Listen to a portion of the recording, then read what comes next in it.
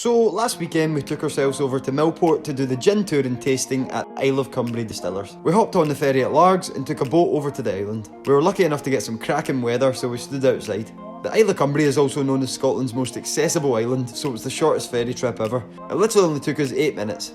The bus always meets you straight off the ferry, so we jumped on that and 10 minutes later we arrived in Millport town. Then we enjoyed a wee walk along the bay as we made our way to the distillery.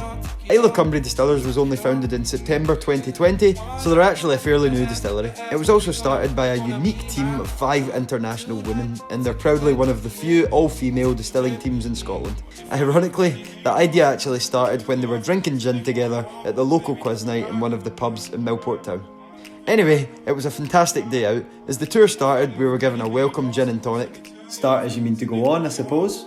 We learned a bit about the history of gin, some of the smuggling history around the Isle of Cumbrae, and of course, all about the craft gin distilling process. Once we'd brushed up on our distilling knowledge, it was time to do some tasting.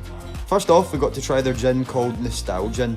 It was the first gin they ever made, and it tastes like a mix of brambles and lavender. It actually tasted so good, and it was our favourite on the day. Next up, we had the Croc Rock Gin. What a name, by the way. The Croc Rock Gin was actually named after the infamous Crocodile Rock, which you'll find lurking on the beach in Millport Bay. Because the Crocodile Rock is loved so much by children, the distillers decided to flavour their Croc Rock Gin with a kid's favourite thing in the world, chocolate. They also use flavours such as orange and ginger to create a gin which has quite the snap. Sorry, that was terrible. Anyway, we rounded up with a few more tastings and we even picked up some souvenirs to take away with us. Overall, it was a brilliant day out and we definitely recommend a visit to the Isle of Cumbrae Distillers.